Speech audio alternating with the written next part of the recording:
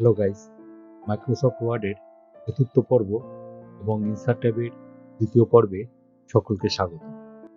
Insert ট্যাবের প্রথম পর্বে আমরা দেখেছিলাম পেজ গ্রুপস, টেবিলস গ্রুপস এবং ইলাস্ট্রেশনস গ্রুপের আন্ডারে যে অপশনসগুলি আছে সেগুলি। আজকের এই দ্বিতীয় পর্বে আমরা বাদবাকি অপশনগুলি সম্বন্ধে জানব। ভিডিওটি পছন্দ হলে অবশ্যই লাইক, শেয়ার, সাবস্ক্রাইব করবেন আর কমেন্ট করে অবশ্যই জানাবেন ভিডিওটি কেমন লাগলো। তাহলে চলুন শুরু করা যাক ইনসার্ট ট্যাবের দ্বিতীয় পর্ব। প্রথমে আমরা এখানে একটি ফাইলকে ওপেন করে নিচ্ছি। এবার ইনসার্ট ট্যাবের টেক্সট গ্রুপের আন্ডারে যে অপশনসগুলি আছে সেগুলি জানব। আগের ভিডিওতে আমরা টেক্সট বক্স সম্বন্ধে দেখে নিয়েছি। এবার আসছি আমরা ওয়ার্ড আর্ট অপশনের আন্ডারে। ওয়ার্ড আর্টের মাধ্যম দিয়ে আমরা বিভিন্ন স্টাইলিশ টেক্সট ব্যবহার করতে পারি। যেরকম ওয়ার্ড আর্টের এই ড্রপ ডাউন অ্যারোতে ক্লিক করলে এখানে বিভিন্ন স্টাইলের লেখা দেখাবে। এখান থেকে যে কোনো একটি স্টাইলকে আমরা বেছে নিতে পারি। যেমন মনে করা যাক এই স্টাইলটিকে আমরা বেছে নিলাম। এবার এখানে আমরা কি লিখতে চাইছি সেটা লিখতে হবে। যেরকম মনে করা যাক আমরা লিখলাম, এখানে লিখে আমরা ওকেতে ক্লিক করলাম। তাহলে দেখুন আমি ঠিক যেরকম স্টাইলটি চেয়েছিলাম এই স্টাইলের আমার এখানে একটি ওয়ার্ড আর্ট চলে এলো। এবং এই ওয়ার্ড আর্টে ক্লিক করলে এখানে ওয়ার্ড আর্ট নামে আরেকটি ট্যাব তৈরি হয়ে যাবে এবং এই ট্যাবের মাধ্যম দিয়ে আমরা ওয়ার্ড আর্টের ওপর আরো বিভিন্ন ধরনের চেঞ্জ অ্যাপ্লাই করতে পারি। ওয়ার্ড আর্টের উপর আমরা একটি আলাদাভাবে ভিডিও তৈরি করব। এই ভিডিওতে ওয়ার্ড আর্ট সম্বন্ধে সম্পূর্ণ বিষয় দেওয়া থাকবে। এরপরের যে অপশনটা আসছে সেটি হলো ড্রপ ক্যাপ। এই ড্রপ ক্যাপ অপশনটির মাধ্যম দিয়ে আমরা বিভিন্ন একটি লেটারের আন্ডারে কতগুলি লাইন লিখতে চাই সেটি বলা যায়। এগুলি মেনলি ব্যবহার করা হয় বিশেষত দেখা যায় ইংলিশ খবরের কাগজে, বা আমরা মনে করা যাক এরকম কিছু লিখতে চাইছি যে অলওয়েজ অ্যালার্ট, অ্যাক্সিডেন্ট অ্যাভার্ট। তাহলে প্রত্যেকটা ওয়ার্ডেরই ফার্স্ট লেটারটা এ। আমরা এখানে একটি এ টাইপ করলাম ক্যাপিটালে এবং এই এটিকে সিলেক্ট করলাম। সিলেক্ট করার পর আমরা এখানে ড্রপ ক্যাপের ড্রপ ডাউন অ্যারোতে ক্লিক করলাম। ক্লিক করে এখান থেকে আমরা চলে এলাম ড্রপ ক্যাপ অপশনসে। এখান থেকে আমরা ক্লিক করলাম ড্রপটে। ড্রপ বক্সে ক্লিক করে আমরা এখান থেকে লাইনস টু ড্রপে গিয়ে আমরা কতগুলি লাইন এই এর আন্ডারে থাকবে সেটিকে উল্লেখ করে দিতে হবে। মনে করা যাক আমরা এখান থেকে বললাম 4টি লাইন, দিয়ে আমরা ওকে করলাম। তাহলে দেখুন এটা অটোমেটিক 4টে লাইনের মাপে হয়ে গেল। এবং এর পাশে আমরা লিখে দিচ্ছি অলওয়েজ অ্যালার্ট, অ্যাক্সিডেন্ট অ্যাভার্ট। তাহলে দেখুন এর আন্ডারে এই 4টি জিনিস চলে আসলো। প্রত্যেকটি ওয়ার্ডেরই ফার্স্ট লেটারটা এ। এটি হলো ড্রপ ক্যাপ। এটি একটি বিশেষ ফিচার মাইক্রোসফট ওয়ার্ডের। নেক্সট আমরা চলে আসি এখান থেকে ডেট টাইম অপশানে। ডেট টাইম দিয়ে আমরা আমাদের ডকুমেন্টের মধ্যে যদি আমরা কারেন্ট ডেটটিকে ইনসার্ট করতে চাই তাহলে আমরা এই অপশানটিকে ব্যবহার করতে পারি। ডেটের মাধ্যম দিয়ে আমরা কারেন্ট ডেটটিকে ইনসার্ট করতে পারি। আমরা যদি ডেট টাইম অপশানে ক্লিক করি তাহলে দেখুন এখানে আজকের ডেটটি বিভিন্ন স্টাইলে দেখাচ্ছে। এর মধ্যে যে স্টাইলটি আমার পছন্দ সেটিতে ক্লিক করে আমরা যদি ওকে করি তাহলে ডেটটি দেখুন ডকুমেন্টের মধ্যে চলে আসছে। একই পন্থায় আমরা যদি এখানে টাইমে ক্লিক করি তাহলে দেখুন এখানে টাইমটি দেখাচ্ছে। যে টাইমটি পছন্দ সেটিতে ক্লিক করে আমরা যদি ওকে করি তাহলে টাইমটি আমার ডকুমেন্টের মধ্যে চলে আসবে। এবার চলে আসছি আমরা অবজেক্ট অপশানে। অবজেক্ট অপশানের মাধ্যমে ড্রপ ডাউন অ্যারোতে ক্লিক করে আমরা যদি এখানে অবজেক্টে ক্লিক করি এবং এখান থেকে আমরা যদি পেইন্টের থেকে কোনো ছবি এঁকে আমরা যদি এখানে আনতে চাই তাহলে আমরা এখানে ক্লিক করতে পারি বিটম্যাপ ইমেজে। বিটম্যাপ ইমেজে ক্লিক করে আমরা এখানে ওকেতে ক্লিক করলেই চলে যাবে পেইন্টে। পেইন্টের মধ্যে আমরা কিছু ড্র করে, মনে করা যাক আমরা এরকম একটি বক্স ড্র করলাম, এটাকে কালার করলাম। করার পর আমরা যদি এখানে ক্রসে ক্লিক করি তাহলে দেখুন সেই ড্রয়িংটা আমার মাইক্রোসফট ওয়ার্ড ডকুমেন্টের মধ্যে চলে আসছে। এবং এটিতে আবার যদি ক্লিক করে আমরা যদি এখানে ডিলিটে ক্লিক করি, ডিলিট কিটি প্রেস করি তাহলে দেখুন এটি মুছে যাচ্ছে। এছাড়াও আমরা যদি টেক্সট ফ্রম ফাইল, মানে অন্য কোনো টেক্সট ফাইল থেকে আমরা যদি কোনো টেক্সটকে এখানে নিয়ে আসতে চাই তাহলে আমরা এখানে টেক্সট ফ্রম ফাইল অপশনটি ব্যবহার করি। টেক্সট ফ্রম ফাইলে ক্লিক করলেই এখান থেকে কোনো টেক্সট ফাইল যেগুলি আছে, যেরকম মনে করা যাক আমরা এখানে Comptech যে ফাইলটি আছে এটিতে ক্লিক করে আমরা যদি এখানে বলি ইনসার্ট, তাহলে ওই ফাইলটির মধ্যে যা যা টেক্সট আছে সম্পূর্ণ আমার এই ডকুমেন্টটির মধ্যে অ্যাটাচড হয়ে যাবে। নেক্সট যে অপশনটি আছে সেটি হলো সিম্বল অপশন। এই সিম্বল অপশনের মাধ্যম দিয়ে আমরা বিভিন্ন ধরনের সিম্বল আমাদের ডকুমেন্টের মধ্যে আনতে পারি। এই সিম্বলের ড্রপ ডাউন অ্যারোতে ক্লিক করে আমরা এখান থেকে যে কোনো সিম্বল নিতে পারি। আর এর মধ্যে কোনো সিম্বল যদি আমার পছন্দ না হয় তাহলে আমরা এখানে ক্লিক করতে পারি মোর সিম্বলসে। মোর সিম্বলসে গিয়ে আমরা এখান থেকে বিভিন্ন ধরনের সিম্বল নিতে পারি। যেরকম মনে করা যাক আমি যদি কোনো টেলিফোন নাম্বার দিতে চাই তাহলে পাশে এই টেলিফোনের সিম্বলটি নিতে পারি। নিয়ে আমরা যদি এখানে ইনসার্টে ক্লিক করি তাহলে দেখুন ওই সিম্বলটি এখানটায় চলে আসছে। পাশে আমরা কোনো টেলিফোন নাম্বার আমরা এরকমভাবে টাইপ করে দিতে পারি। এরপরের যে অপশনটিতে আমরা আসছি সেটি ইকুয়েশন। ইকুয়েশন অপশনের মাধ্যম দিয়ে আমরা বিভিন্ন ধরনের ম্যাথের ইকুয়েশন আমরা আমাদের ডকুমেন্টের মধ্যে নিয়ে আসতে পারি। যেরকম এখানে কিছু অলরেডি ইকুয়েশনস দেওয়া আছে, আমি যদি এই ইকুয়েশনটি চাই তাহলে এটাতে ক্লিক করলেই ডকুমেন্টের মধ্যে চলে আসবে। দেখুন এটি ডকুমেন্টের মধ্যে চলে এসছে। ইনসার্টে গিয়ে এখানে ইকুয়েশনের ড্রপ ডাউন অ্যারোতে ক্লিক করে আমি যদি এই ইকুয়েশনটি নিতে চাই তাহলে দেখুন এই ইকুয়েশনটি এখানটায় চলে আসছে। আবার যদি ইকুয়েশনটি মুছতে চাই তাহলে এখানটায় ক্লিক করে আমরা যদি ডিলিট কিতে প্রেস করি তাহলে ইকুয়েশনটি মুছে যাবে। ইকুয়েশনে ক্লিক করলে এখানে ইকুয়েশন নামে আলাদা একটি ট্যাব চলে আসবে এবং এই ট্যাবটির মাধ্যম দিয়ে আমরা নিজেদের মতন ভাবে যদি ইকুয়েশন বানিয়ে নিতে চাই তাহলে আমরা বানাতে পারি। ইকুয়েশনের উপর আমরা একটি আলাদাভাবে ভিডিও তৈরি করব, যেটির মাধ্যম দিয়ে আমরা আপনারা ইকুয়েশনের বিস্তারিত ব্যাপারটি জানতে পারবেন। এবার আমরা এখান থেকে চলে আসছি হেডার অ্যান্ড ফুটার অপশানে। হেডার অ্যান্ড ফুটারের মাধ্যম দিয়ে আমরা প্রত্যেক পাতার উপরে দেখুন একটু করে ফাঁকা জায়গা রয়েছে, এই অংশটিকে বলা হয় হেডার এরিয়া এবং নিচেও একটি ফাঁকা অংশ রয়েছে প্রত্যেক পাতার, এই অংশটিকে বলা হয় ফুটার এরিয়া। হেডার অ্যান্ড ফুটার সাধারণত ব্যবহার করা হয় কোনো ডকুমেন্টের বা কোনো আমরা যদি বইতে দেখতে পাই যে বইতে পেজ নাম্বার লেখার জন্য বইয়ের নাম বা অথরের নাম এগুলি হেডার অ্যান্ড ফুটার অপশানে থাকে, যেগুলি সবকটি পেজেই দেখা যায়। সেরকমভাবে আমরা যদি এখানে হেডার অ্যান্ড ফুটার অ্যাপ্লাই করতে চাই তাহলে প্রথমে আমরা এখানে হেডারের ড্রপ ডাউন অ্যারোতে ক্লিক করলাম। ক্লিক করার পর দেখুন এখানে বিভিন্ন বিল্ট ইন হেডার্স রয়েছে, এগুলো যদি আমি না চাই তাহলে আমরা এখান থেকে যেতে পারি এডিট হেডার। এডিট হেডারে ক্লিক করলে হেডার অপশানটি চালু হয়ে গেল এবং এখানে হেডার অ্যান্ড ফুটার নামে আলাদা একটি ট্যাব চলে এলো। এখানে আমরা যদি আজকে ডেট টাইমটি দিতে চাই, কারেন্ট ডেট অ্যান্ড টাইমটি, তাহলে আমরা এখানে ডেট অ্যান্ড টাইম যে অপশানটি আছে এখানে ক্লিক করে আমরা যদি ডেটে ক্লিক করি তাহলে ডেটটি চলে আসবে।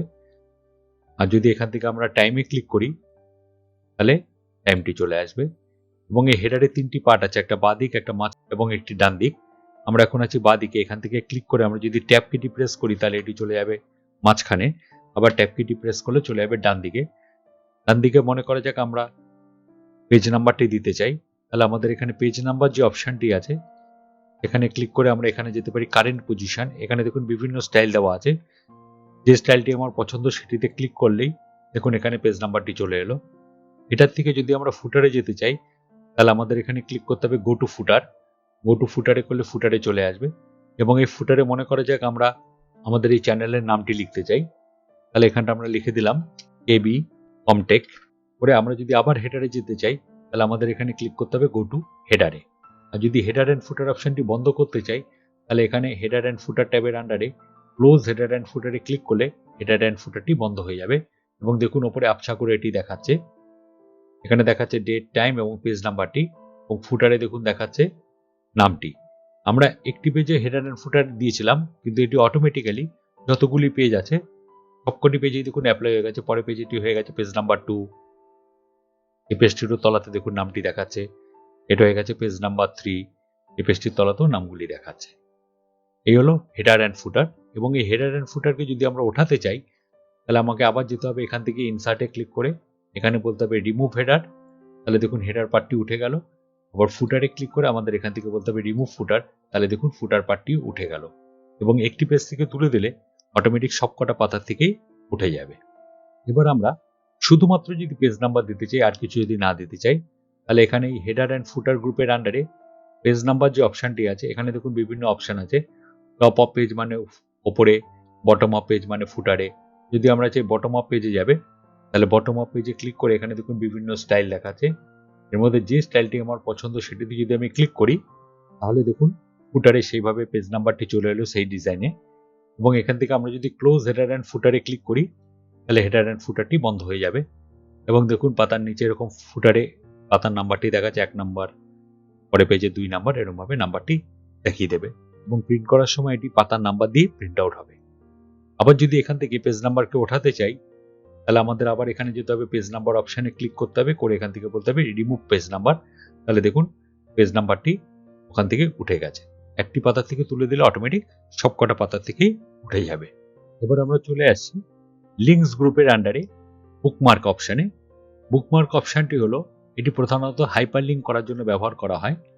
বুকমার্ক মানে হলো একটি ডকুমেন্টের মধ্যে বিভিন্ন অংশকে আমরা কোনো নাম দিয়ে মার্কিং করে রাখতে পারি এবং আমার সুবিধা মতন আমরা সেই মার্কিংয়ে যাতায়াত করতে পারি।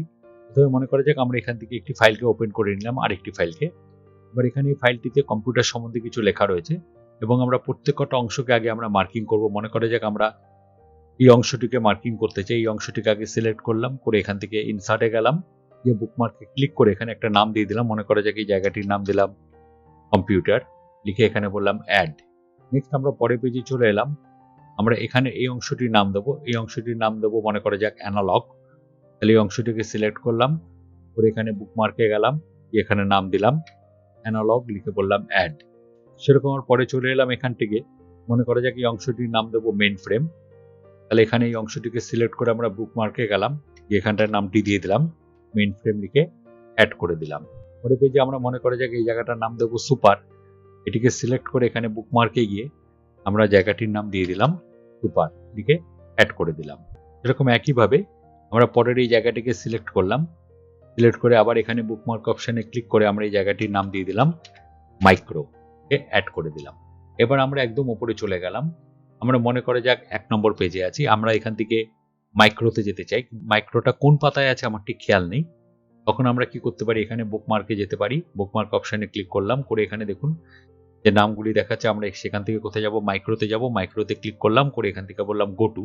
যে গো টু করবো, ও ঠিক মাইক্রো কম্পিউটার যে জায়গাটায় লেখা আছে সেই জায়গাটায় ডাইরেক্টলি চলে গেল। আবার এখানে বুকমার্কে ক্লিক করলাম, আমরা যদি এখান থেকে মেইন ফ্রেমে যেতে চাই তাহলে এখানে মেইন ফ্রেমে ক্লিক করে আমরা এখান থেকে বললাম গো টু, তাহলে দেখুন এটি মেইন ফ্রেমে চলে গেল। আমরা যদি অ্যানালগে যেতে চাই, গিয়ে বললাম গো টু, তাহলে অ্যানালগে চলে গেল। সুপারে গিয়ে বললাম গো টু, তাহলে সুপারে চলে গেল। কম্পিউটারে ক্লিক করে বললাম গো টু, তাহলে কম্পিউটারে চলে গেল। এছাড়াও এটি মেনলি ব্যবহার করা হয় হাইপার লিঙ্কের জন্য। পরের যে অপশনটির উপর আমরা আলোচনা করব সেটি হলো লিঙ্ক অপশন। এই লিঙ্ক মানেই হলো হাইপার লিঙ্ক। হাইপার লিঙ্ক প্রধানত দু ধরনের, একটিকে বলা ইন্টারনাল লিঙ্কিং, যেটি একই ফাইলের মধ্যে এক জায়গা থেকে অন্য জায়গায় আমরা যাতায়াত করতে পারি। একটিকে বলা এক্সটার্নাল লিঙ্কিং। এক্সটার্নাল লিঙ্কিংটি হলো এক ফাইল থেকে অন্য ফাইলের মধ্যে আমরা যাতায়াত করতে পারি। প্রথমে আমরা ইন্টারনাল লিঙ্কিং দেখব। প্রথমে আমরা এখানে একটি মেনু তৈরি করে নিলাম। এবার আমরা এই অ্যানালগ কম্পিউটারটিকে সিলেক্ট করলাম। সিলেক্ট করে আমরা চাইছি যে আমরা যদি অ্যানালগ কম্পিউটারটিতে ক্লিক করি তাহলে অটোমেটিক সেটি অ্যানালগ কম্পিউটার যেখানে লেখা আছে সেখানে চলে যাবে। তার জন্য আমরা এখান থেকে প্রথমে গেলাম লিঙ্কস, বুকমার্কে ক্লিক করে আমরা এখান থেকে বলে দিলাম এখানে অ্যানালগ কম্পিউটারে ক্লিক করে দিলাম, বুকমার্ক অ্যানালগে ক্লিক করে দিলাম, দিয়ে এখানে করলাম ওকে, করে আবার করলাম ওকে।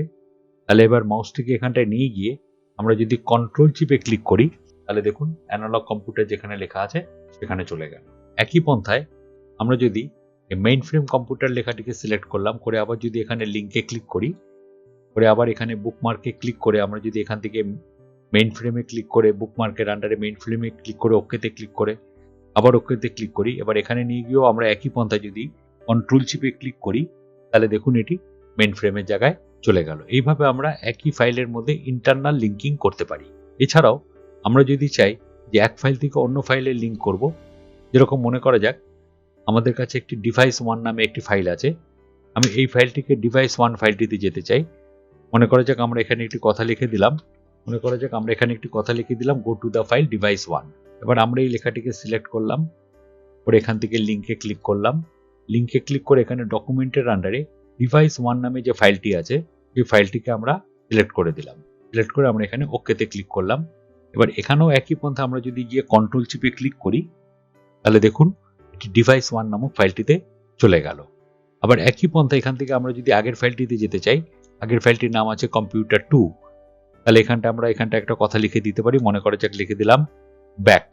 এই ব্যাক লেখাটাতে ক্লিক করলে আমরা চাইছি এটি আবার আগের ফাইলটিতে ব্যাক করে চলে যাবে। তাহলে ব্যাক লেখাটিকে আমরা সিলেক্ট করলাম, সিলেক্ট করে এখান থেকে আবার ইনসার্টের আন্ডারে লিঙ্কে ক্লিক করলাম, করে এখান থেকে ফাইলটিকে সিলেক্ট করে নিলাম কম্পিউটার 2 ফাইলটিকে।